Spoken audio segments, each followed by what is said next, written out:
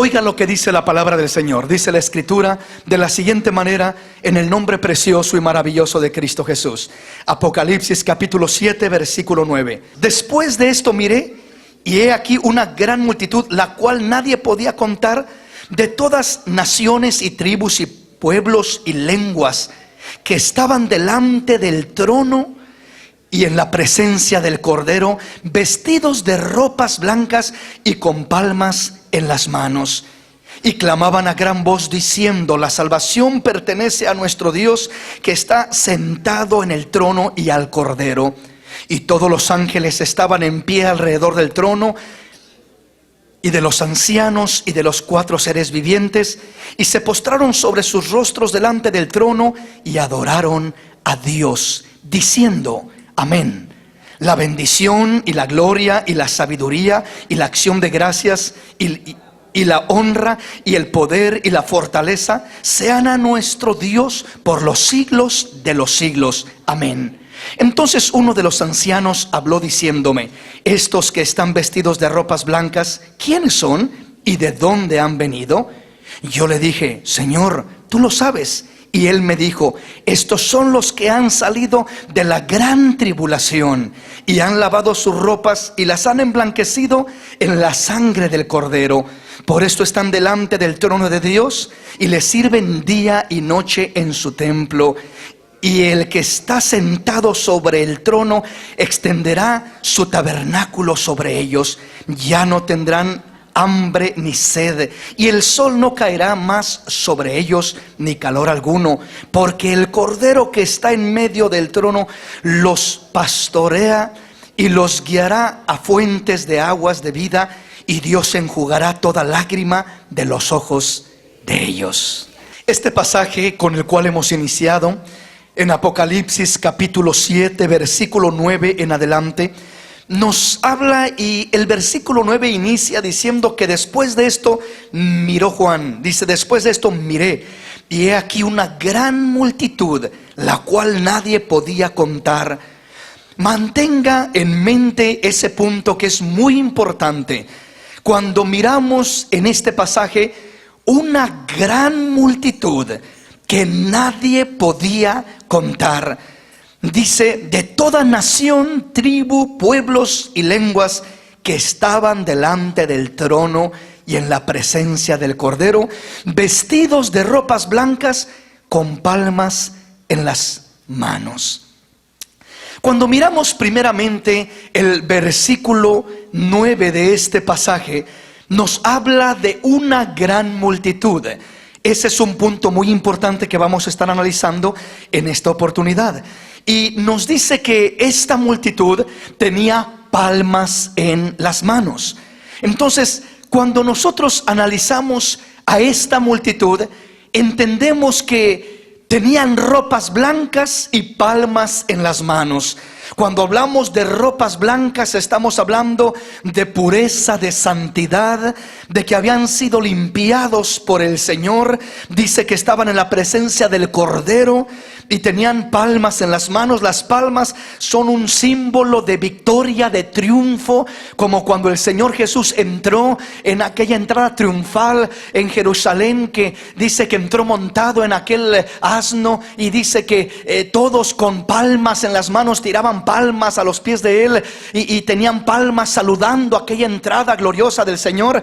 Eso estaba simbolizando un triunfo, una victoria. Generalmente era típico en el pueblo de Israel que cuando un rey, un ejército salía a la guerra y llegaba con una victoria grandiosa, el pueblo lo recibía con palmas, alabando a Dios por aquella victoria hermosa que les dieron. Y así va a terminar la iglesia en sus últimos días. Esta es la visión de la iglesia triunfante, de la iglesia victoriosa, de la iglesia bendecida y redimida por la sangre del Cordero.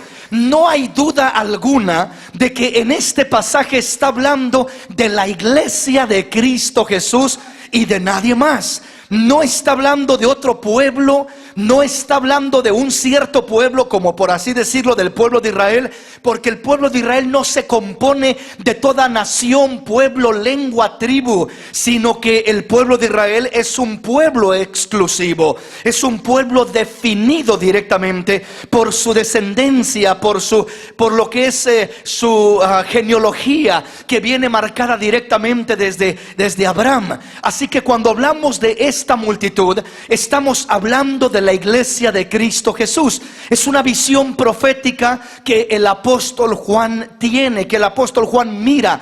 La iglesia, ¿cómo la está mirando? Triunfante, vencedora.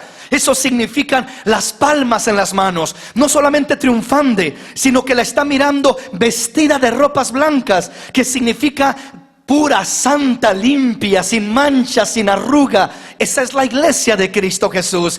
La está mirando que es de todo pueblo, nación, tribu, lengua, de todo lugar. Esa es la iglesia de Cristo Jesús. La iglesia de Cristo no se compone de una denominación, de una religión, de un grupo. La iglesia de Cristo se compone de toda nación, pueblo, tribu, lengua, raza, que ha sido redimida por la sangre del Cordero de Dios. De ahí sale esa iglesia, de ahí se forma esa iglesia. La iglesia de Jesús es formada de todo pueblo, nación, tribu, pueblo, lengua, etcétera.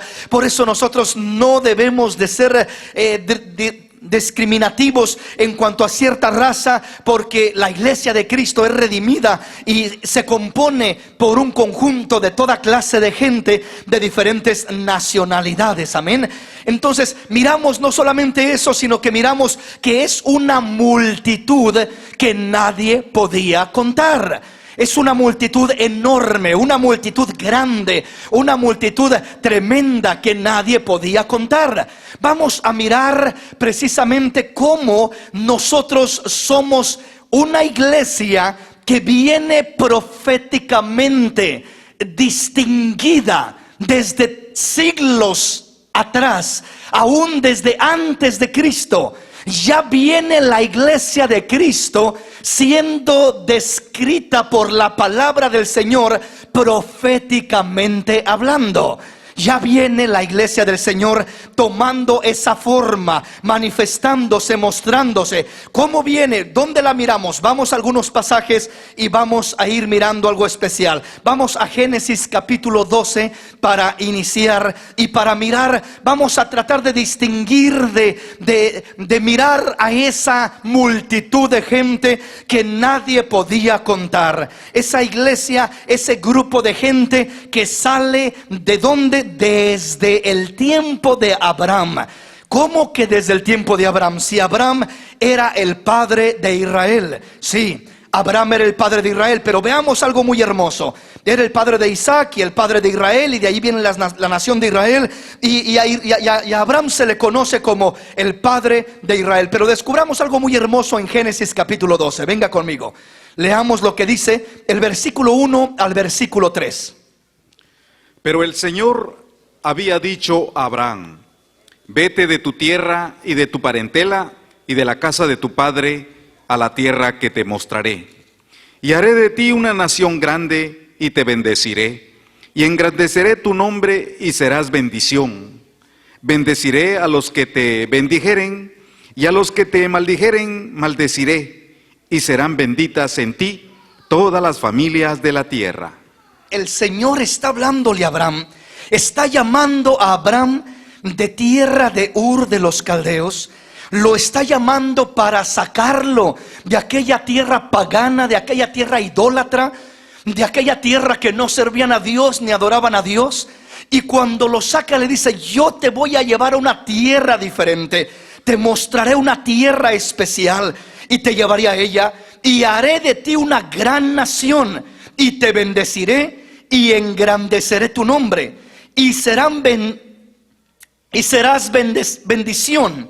Dice: bendeciré a los que te bendijeren, y a los que te maldijeren maldeciré, y serán benditas en ti todas las familias de la tierra. No está hablando de una familia, no está hablando de 5 familias, no está hablando de la familia del pueblo de Israel solamente. está hablando de que todas las familias de la tierra serían benditas en Abraham, pero no en Abraham solamente. El apóstol Pablo nos da más luz y más claridad hablando a los Gálatas y les dice, cuando Dios le habló a Abraham, no le habló de que solamente en él iban a ser bendecidas las familias o las naciones de la tierra, sino que en la simiente de Abraham serían benditas las naciones, serían benditas las familias de la tierra. Y dice el apóstol Pablo, cuando habla de simiente, no habla de simientes en plural, como hablando de muchos, sino hablando de uno en singular, porque la simiente de Abraham, humanamente, terrenalmente, son muchos. Es Isaac, es Jacob, son las 12 tribus de Israel y es toda la multitud que salió de ellos. Pero hablar de la simiente de Abraham no es hablar de muchos, sino hablar de uno en específico, y ese es Cristo Jesús, nuestro Señor, nuestro Salvador, nuestro Redentor. Él es aquel que vendría a bendecir a las naciones, a las familias, en el cual todas las familias de la tierra serían bendecidas. Entonces, cuando estamos mirando ya esa palabra profética, Dios dándosela al padre Abraham, le está diciendo que van a ser benditas todas las naciones en la descendencia, en la simiente de Abraham, muy directamente refiriéndose a Cristo Jesús. Vayamos a Génesis capítulo 22 y veamos lo que dice la palabra del Señor. Génesis capítulo 22, y vamos a leer del versículo 16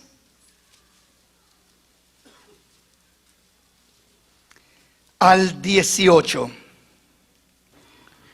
Y dijo: por sí mismo he jurado, dice el Señor, que por cuanto has hecho esto y no me has rehusado tu hijo, tu único hijo, de cierto te bendeciré y multiplicaré tu descendencia como las estrellas del cielo y como la arena que está a la orilla del mar. Y tu descendencia poseerá las puertas de sus enemigos.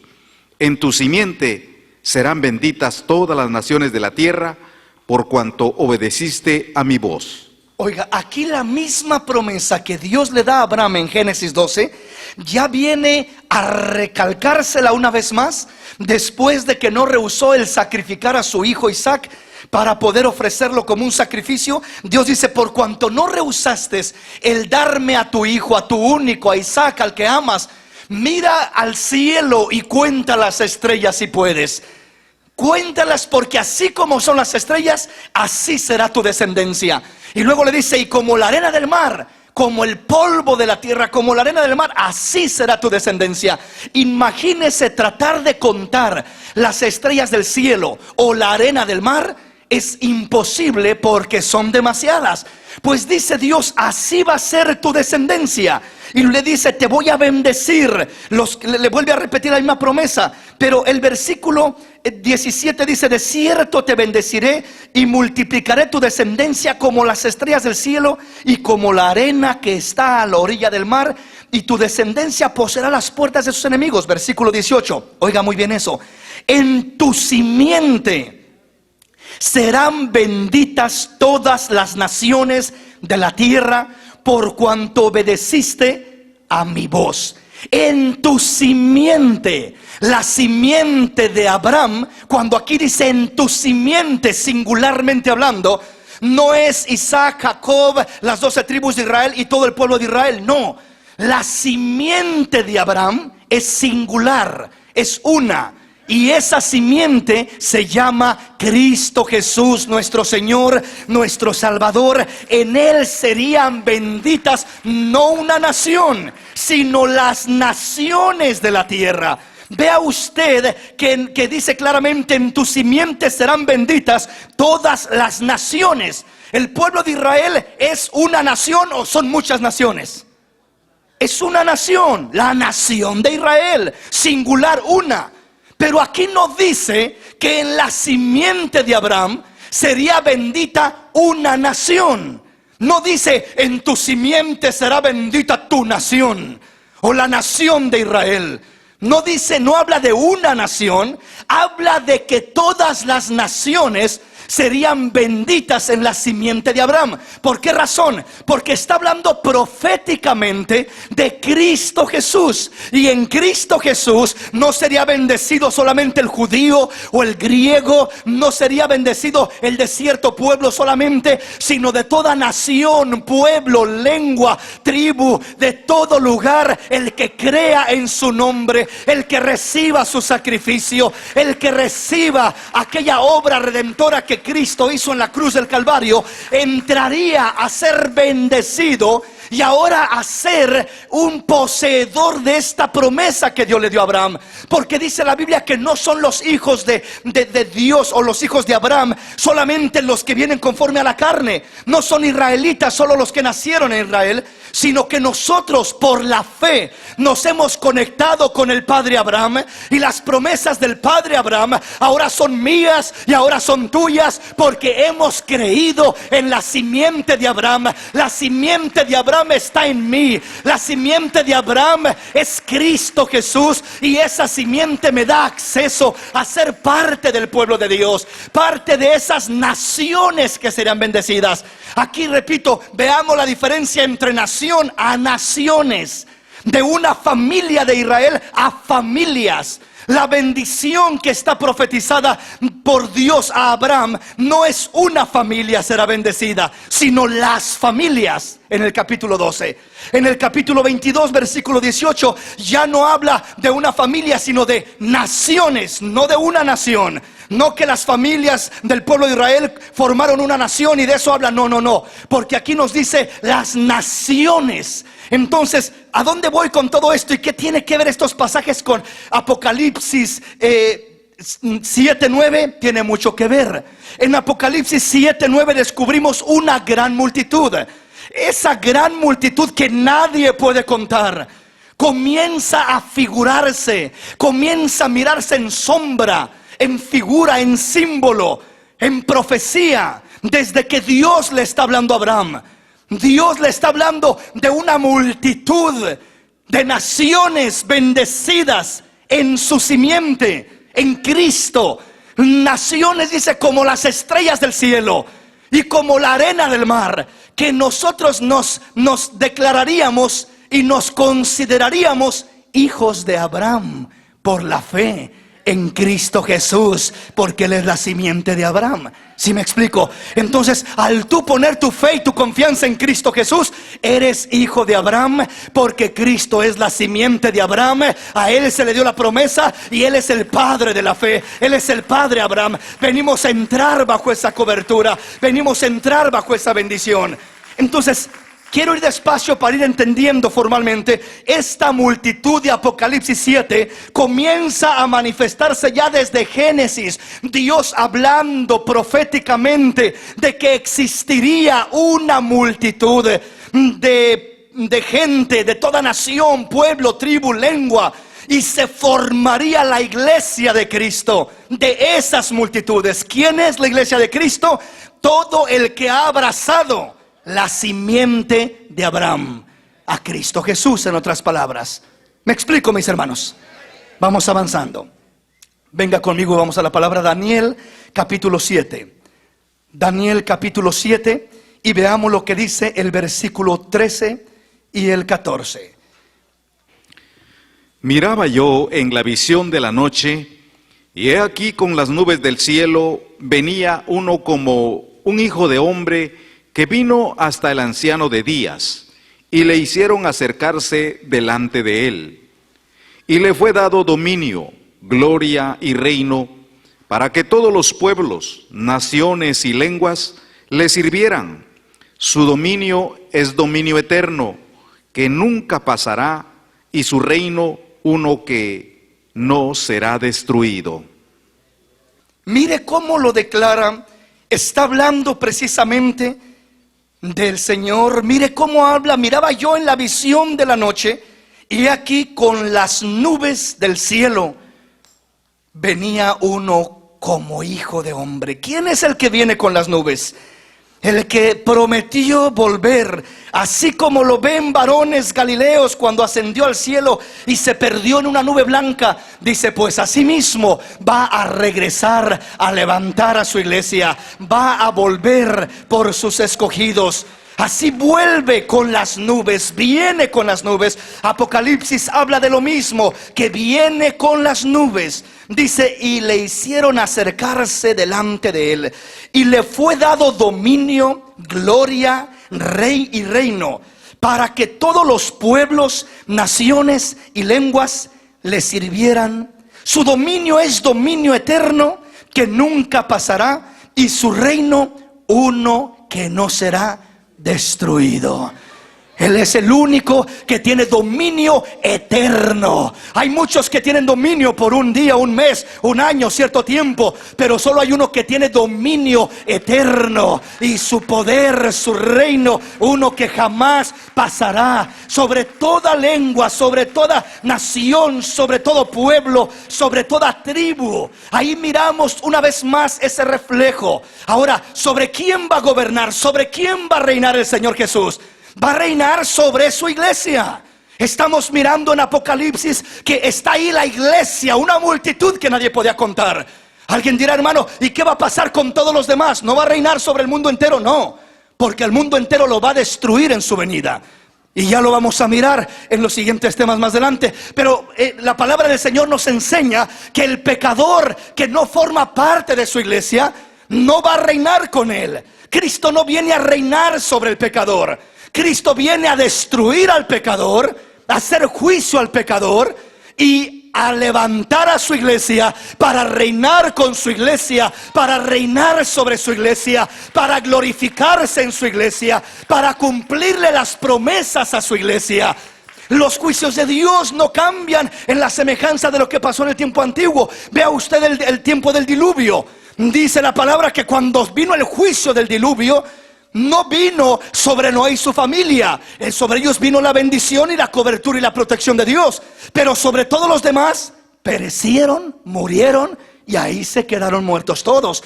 Entonces, cuando viene el juicio de Dios, viene para levantar a unos y para destruir a otros. ¿Sí me explico?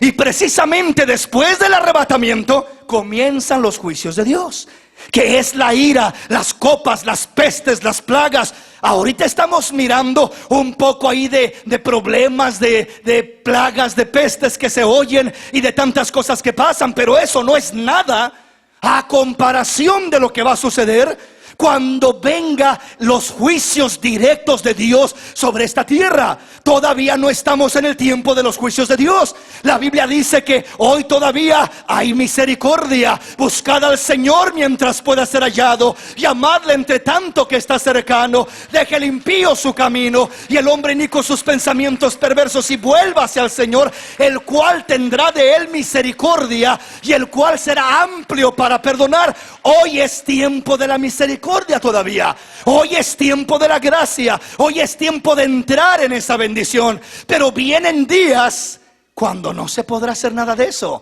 Y vamos a estar mirando por la palabra del Señor que qué es lo que realmente está diciendo Apocalipsis 7, que no está hablando de una oportunidad más para el que se queda, que no está hablando de esa clase de palabra o de profecía. Entonces, ¿de qué está hablando? De antemano le digo, está hablando de la iglesia. ¿Y la iglesia dónde comienza? Proféticamente desde acá, desde Génesis. Aquí está el origen de la iglesia. Acá Dios mira a la iglesia nacer ya.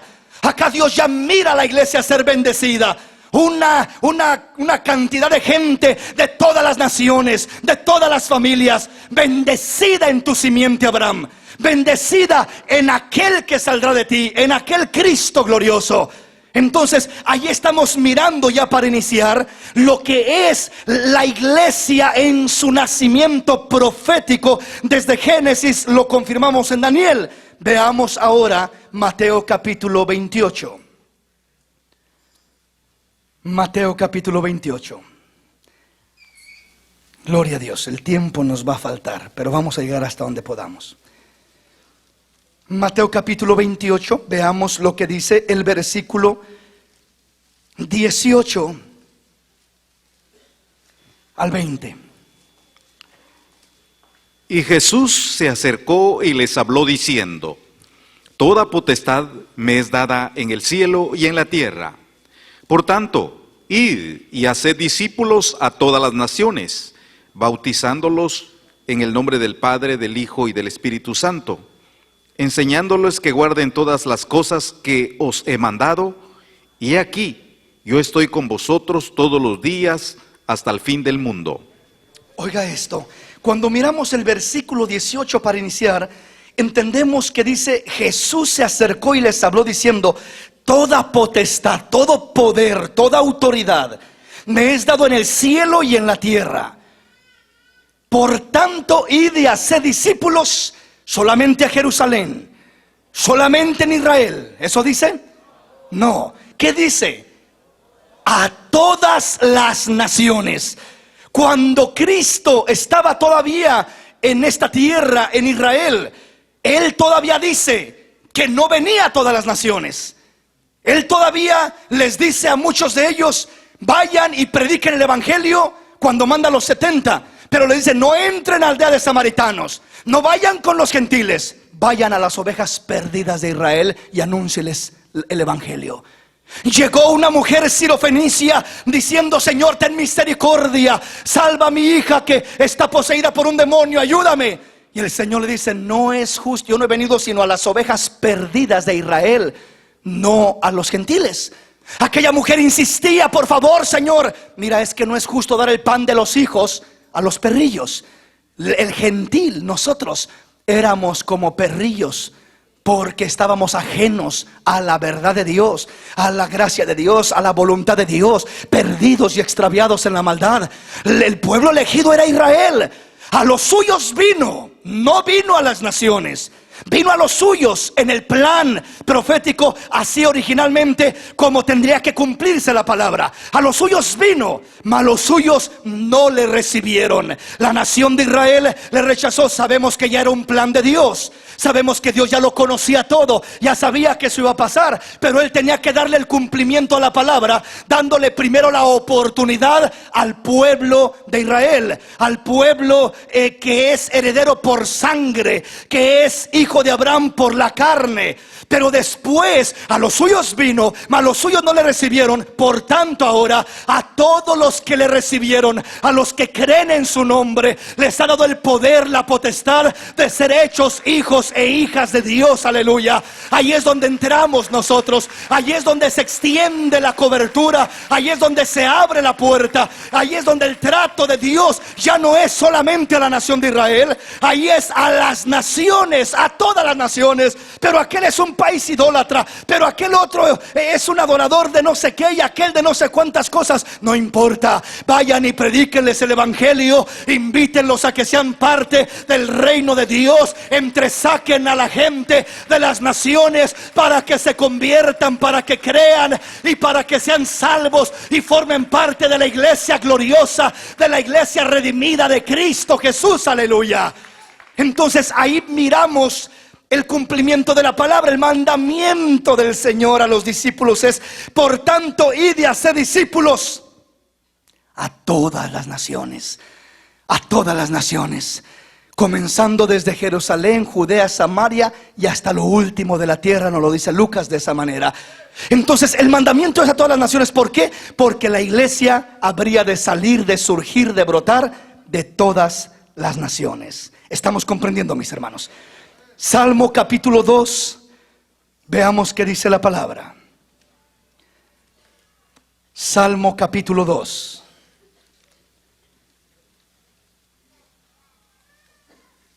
Veamos lo que dice el versículo 7 al versículo 9. Después puede leer usted todo, pero oiga lo que dice aquí. Yo publicaré el decreto. El Señor me ha dicho: mi hijo eres tú, yo te engendré hoy. Pídeme y te daré por herencia las naciones, y como posesión tuya los confines de la tierra. Los quebrantarás con vara de hierro, como vasija de alfarero lo desmenuzarás. Está hablando y dice: yo publicaré el decreto. El Señor me ha dicho, mi hijo eres tú, yo te engendré hoy. Pídeme y te daré por herencia las naciones y como posesión tuya los confines de la tierra. Esa es una promesa que se le fue dada a Cristo. Que las naciones, hablando de que habría gente saliendo de todas las naciones. Lógicamente que cuando hablamos de que las naciones de esta manera vendrán a Cristo, no estamos hablando de que la nación entera, de que México entero, de que Guatemala entera. No, de cada nación entendemos que habrá gente que no creerá, gente incrédula, gente que rechazará. Pero de cada nación habrá gente que creerá. Habrá gente que habrá escuchado el santo evangelio y que recibirá la salvación por haber creído en Cristo Jesús como su Señor y su Salvador. Porque a Cristo se le dieron las naciones, para que de todas las naciones sacara gente, de toda tribu, de todo pueblo, de todo lugar. Y así se forma la iglesia que aparece en Apocalipsis 7, versículo 9 en adelante. Veamos un poquito más de la palabra del Señor. Venga conmigo ahora a Romanos capítulo 11. Vamos a Romanos capítulo 11. Gloria a Dios.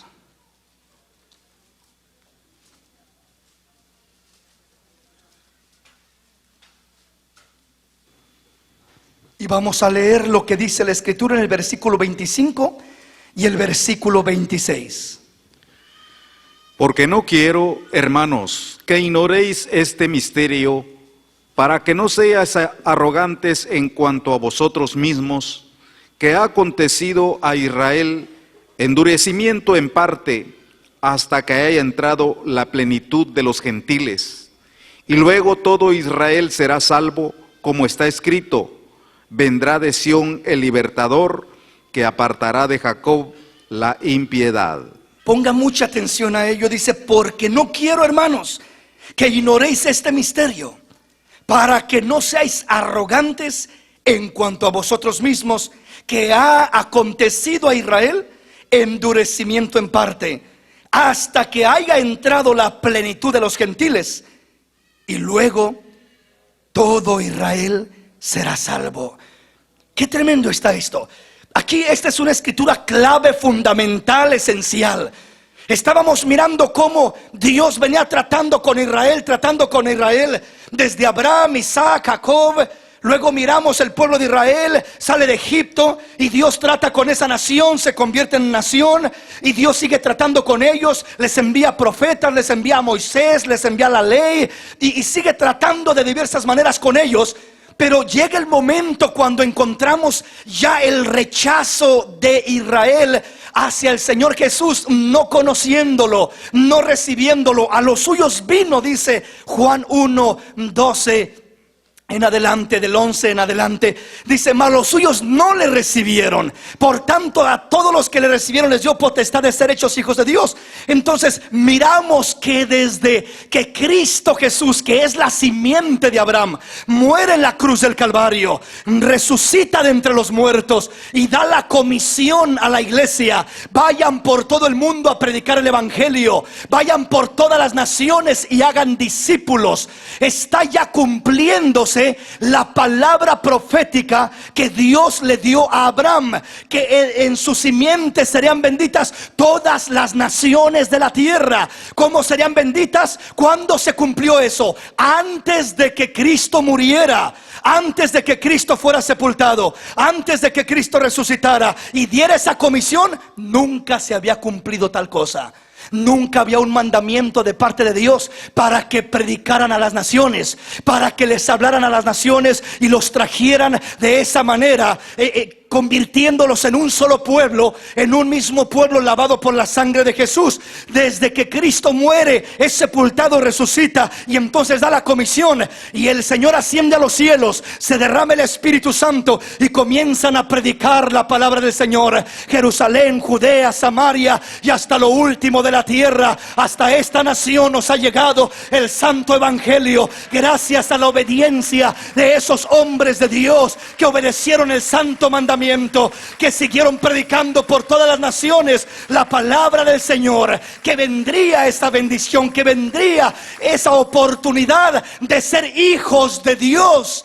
Por cuanto a los suyos vino y los suyos no le recibieron, por tanto les da el poder a todos los que le reciban de ser hechos hijos de Dios. ¡Qué gran privilegio! Pero ahora, dice Pablo, tengan cuidado. Le habla al gentil. Los romanos no eran judíos. Los romanos a quien le escribe Pablo esta carta eran puramente gentiles, como nosotros.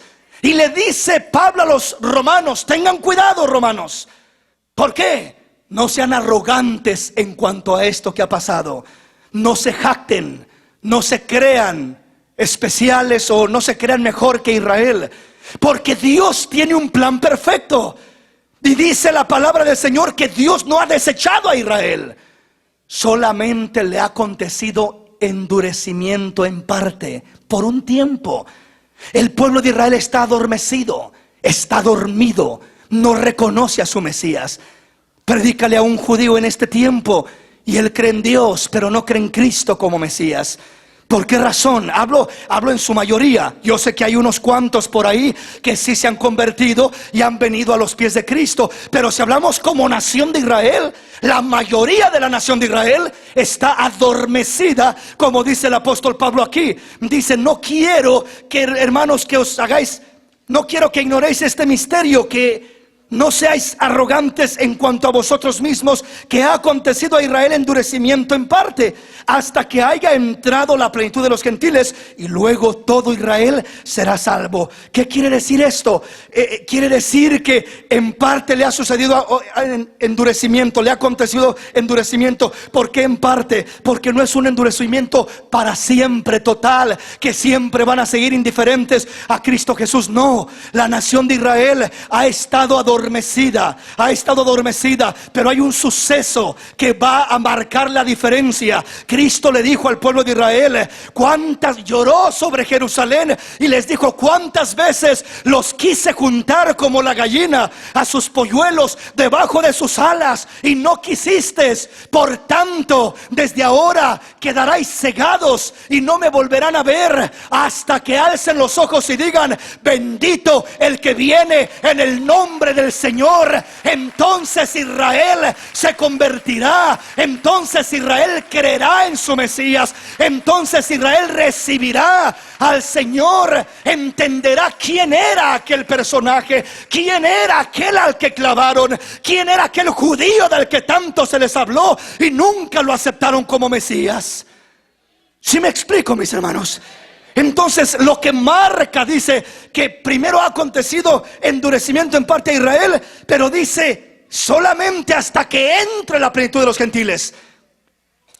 Los gentiles, el tiempo de los gentiles se cumple, se termina exactamente cuando Cristo Jesús arrebata a su iglesia. No puede terminarse antes porque la iglesia todavía está aquí. Y porque la iglesia está llena de gentiles en su mayoría, de toda nación, pueblo, tribu, lengua, de todo lugar. Entonces la iglesia está en esta tierra, la iglesia está llena de gentiles. Y mientras la iglesia está en esta tierra, la comisión de la iglesia es predica a las naciones. Diles que se arrepientan, diles que crean y que vengan y entren a la iglesia gloriosa del Salvador del mundo. Que vengan y entren en ese pueblo bendecido, que vengan y formen parte de ese pueblo adquirido por Dios, que vengan y sean redimidos por la sangre del Cordero de Dios. Que vengan y formen parte. Mientras la iglesia está en esta tierra, la misión más grande de la iglesia es predicar el evangelio, es anunciar las buenas nuevas. Fue la comisión que se le dio. Vayan por todas las naciones y hagan discípulos. Vayan y prediquen mi evangelio. Vayan y testifíquenles de mí.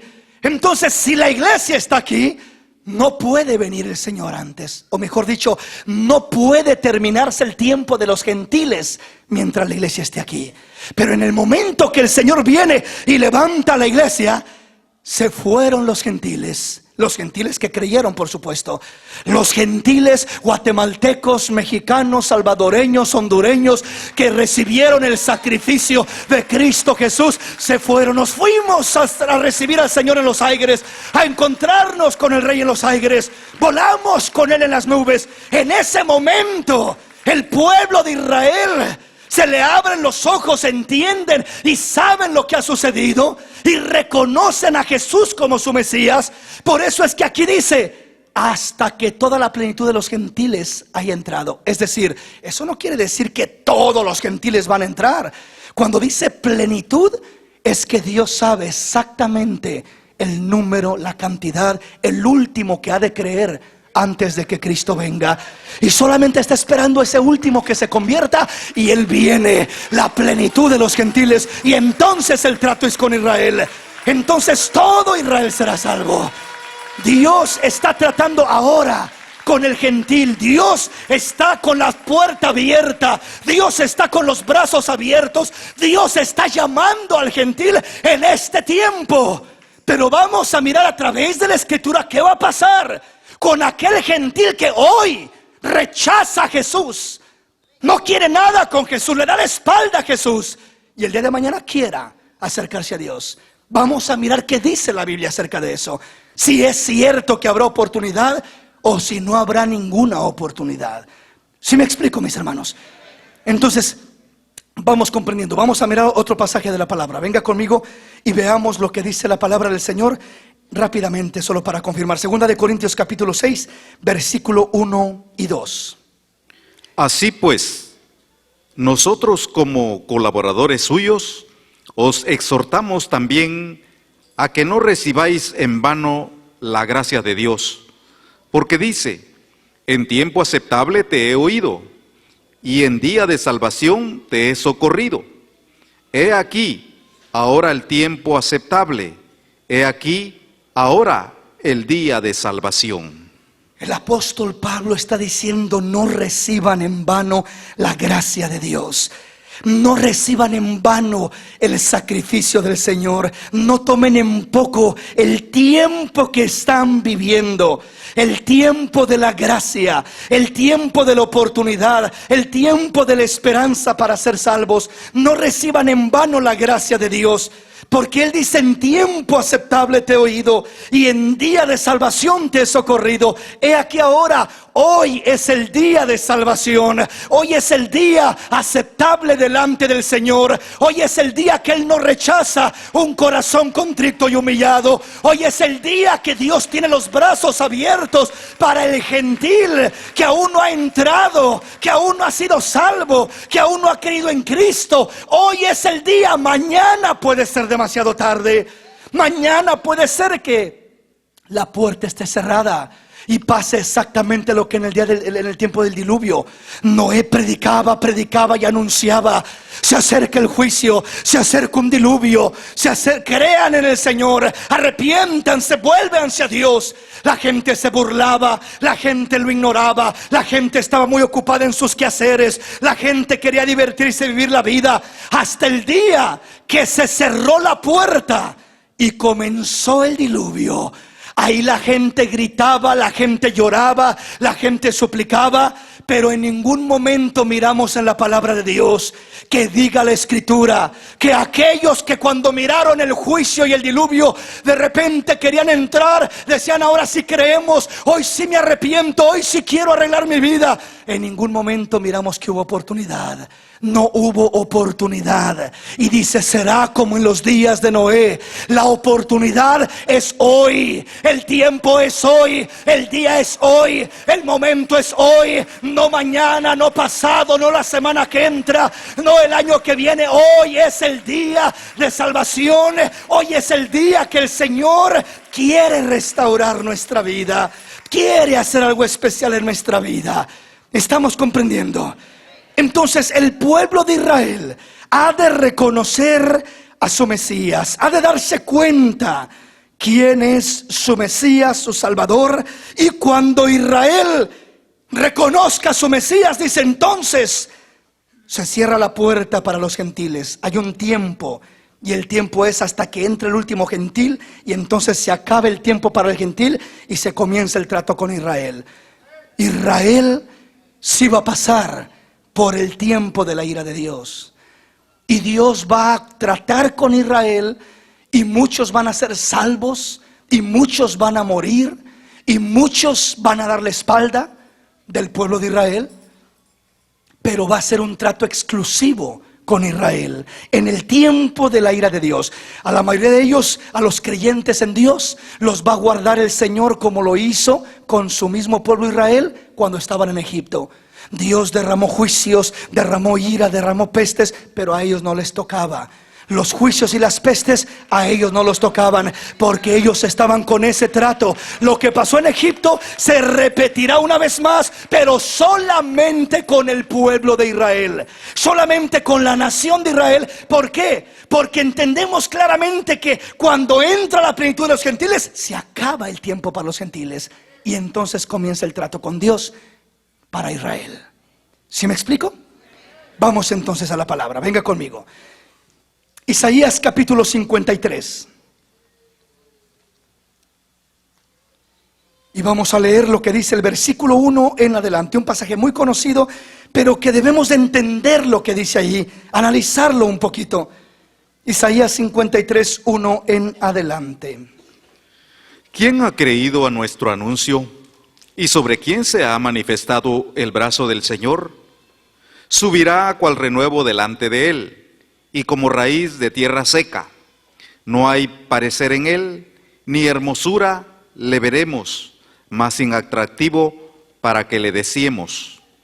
Despreciado y desechado entre los hombres, varón de dolores, experimentado en quebranto, y como que escondimos de él el rostro. Fue menospreciado y no lo estimamos. Ciertamente llevó él nuestras enfermedades y sufrió nuestros dolores, y nosotros le tuvimos por azotado, por herido de Dios y abatido. Mas él herido fue por nuestras rebeliones, molido por nuestros pecados. El castigo de nuestra paz fue sobre él, y por su llaga fuimos nosotros curados. Todos nosotros nos descarriamos como ovejas, cada cual se apartó por su camino, mas el Señor cargó en él el pecado de todos nosotros. Angustiado él y afligido, no abrió su boca. Como cordero fue llevado al matadero, y como oveja delante de sus trasquiladores, enmudeció y no abrió su boca. Por cárcel y por juicio fue quitado, y su generación, ¿quién la contará? Porque fue cortado de la tierra de los vivientes, y por la rebelión de mi pueblo fue herido.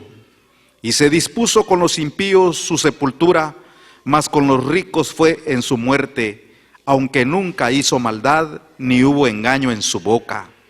Con todo eso, el Señor quiso quebrantarlo, sujetándole a padecimiento.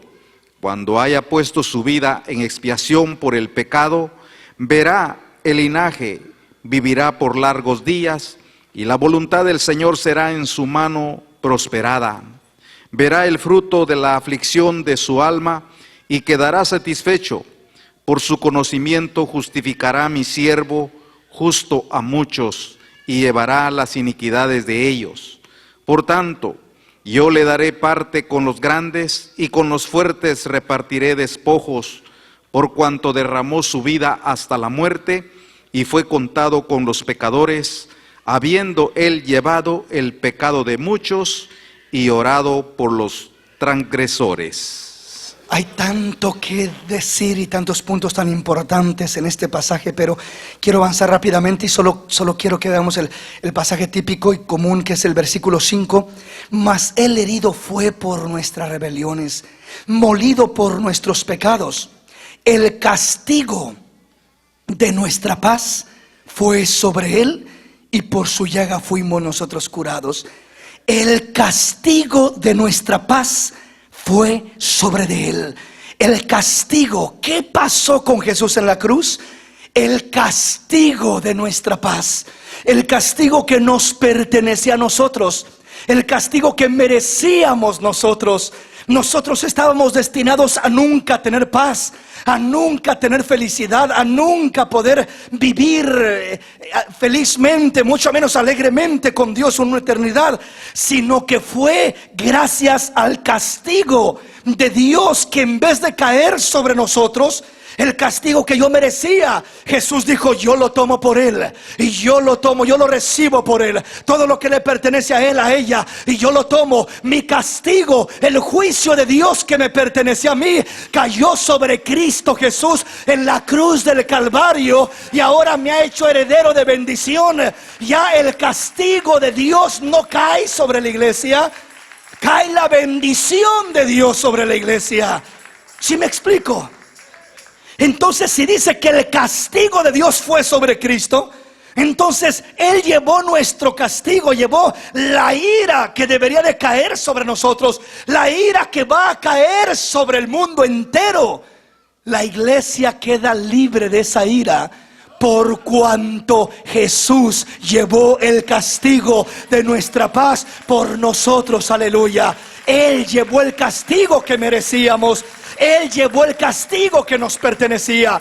Entonces, si alguien cree que la iglesia va a pasar por la gran tribulación, hablar de la ira de Dios cuando los juicios se derraman, cuando los juicios caen, cuando las copas caen, cuando las trompetas suenan, entonces Jesús no llevó el castigo de Dios por mí, ni por usted.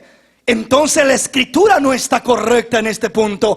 Pero si la palabra dice claramente que Jesús llevó el castigo que yo merecía, el castigo de mi paz fue sobre de él, entonces yo ya no estoy expuesto para ira, sino para bendición, para gracia, para misericordia, para alcanzar bondad de Dios. Para eso estamos puestos.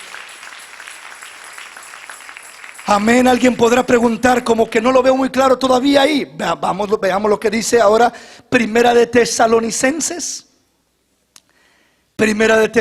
Segunda de Tesalonicenses, mejor dicho. Venga conmigo y veamos este mismo punto, pero más claro. Segunda de Tesalonicenses, capítulo 1, y vamos a leer el versículo 3 en adelante. Ponga mucha atención en esto y compárelo con lo que dice Isaías, que el castigo de nuestra paz fue sobre de Cristo. Y veamos cómo lo confirma el apóstol Pablo en este pasaje de una manera muy directa. Segunda de Tesalonicenses, capítulo 1, versículo 3 en adelante. Debemos siempre dar gracias a Dios por vosotros, hermanos, como es digno, por cuanto vuestra fe va creciendo y el amor de todos y cada uno de nosotros abunda para con los demás, tanto que nosotros mismos nos gloriamos de vosotros en las iglesias de Dios por vuestra paciencia y fe y en todas vuestras persecuciones y tribulaciones que soportáis. Esto es demostración del justo juicio de Dios, para que seáis tenidos por dignos del reino de Dios, por el cual asimismo padecéis. Oiga, está hablando de padecer por el reino de Dios. Está hablando de tribulaciones que la iglesia ha pasado desde un principio que comenzó. Persecuciones terribles que vivieron y que ha vivido la iglesia en diferentes tiempos y que puede volver a repetirse en nuestro tiempo. Pero estamos hablando de tribulaciones, aún grandes tribulaciones, o aún si dijéramos gran tribulación, mas nunca la ira de Dios. ¿Por qué razón? Vea lo que sigue diciendo. Esto es demostración del justo juicio de Dios, para que seáis tenidos por dignos del reino de Dios, por el cual asimismo padecéis. Porque es justo delante de Dios pagar con tribulación a los que os atribulan. Y a vosotros que sois atribulados, daros reposo con nosotros, cuando se manifieste el Señor Jesús desde el cielo con los ángeles de su poder, en llama de fuego, para dar retribución a los que no conocieron a Dios, ni obedecen el evangelio de nuestro Señor Jesucristo, los cuales sufrirán pena de eterna perdición excluidos de la presencia del Señor y de la gloria de su poder. Cuando venga en aquel día para ser glorificado en sus santos y ser admirado en todos los que creyeron, por cuanto nuestro testimonio ha sido creído entre vosotros. Por lo cual, asimismo, oramos siempre por vosotros, para que nuestro Dios os tenga por dignos de su llamamiento y cumpla todo propósito de bondad y toda obra de fe con su poder. Dice, porque es justo delante de Dios pagar con tribulación a los que os atribulan, y a vosotros que sois atribulados, daros reposo con nosotros cuando se manifieste el Señor Jesús desde el cielo con los ángeles de su poder en llama de fuego. Oiga bien lo que dice, para dar retribución. La palabra retribución significa para dar el pago, para dar el merecido, para dar juicio.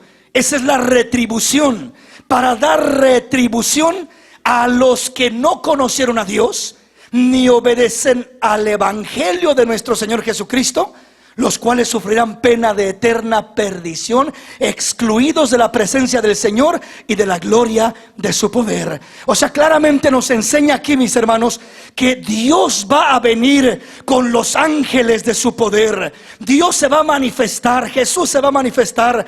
Dice, y ustedes que son atribulados, ustedes que son menospreciados, ustedes que han pasado por pruebas, luchas, tribulaciones, desde la iglesia primitiva, desde los hombres y mujeres que los entregaban al coliseo, a las fieras, a las bestias, a los leones, que los atormentaban, desde la iglesia que fue perseguida en la Santa Inquisición en tiempos antiguos, que fueron torturados y maltratados de una manera terrible. ¿Usted cree que era poca cosa la que pasaron ellos?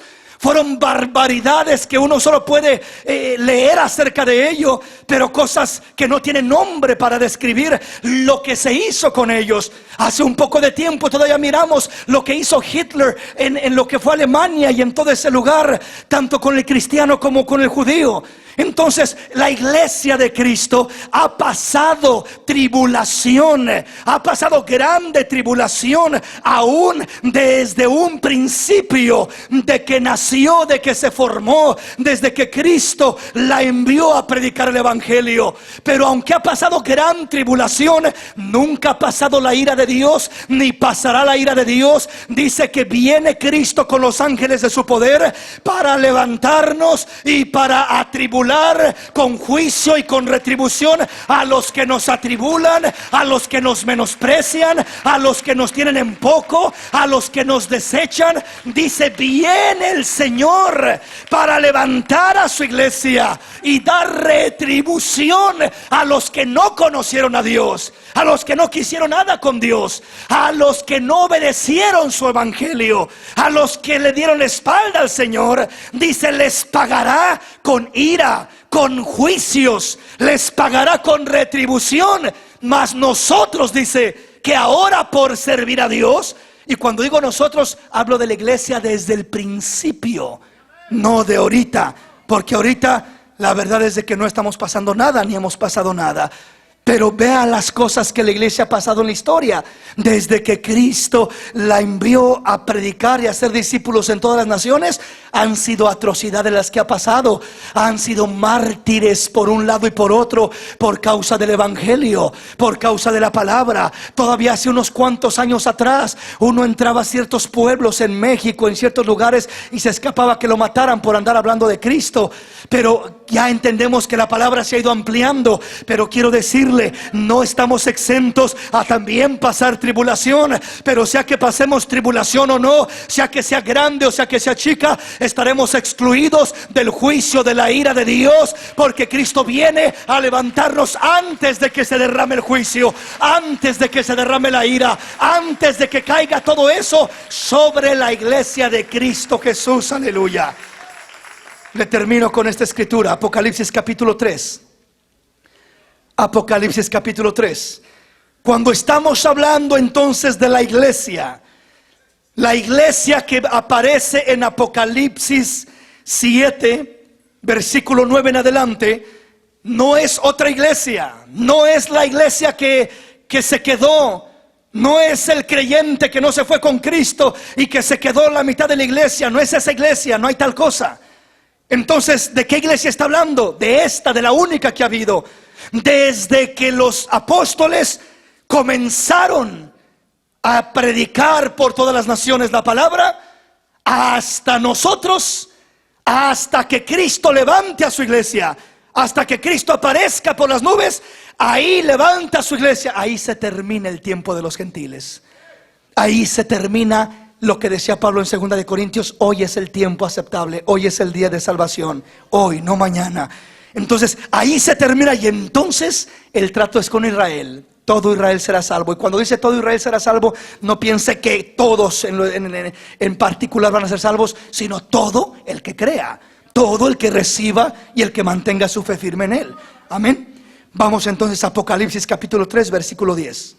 Por cuanto has guardado la palabra de mi paciencia, yo también te guardaré de la hora de la prueba que ha de venir sobre el mundo entero, para probar a los que moran sobre la tierra.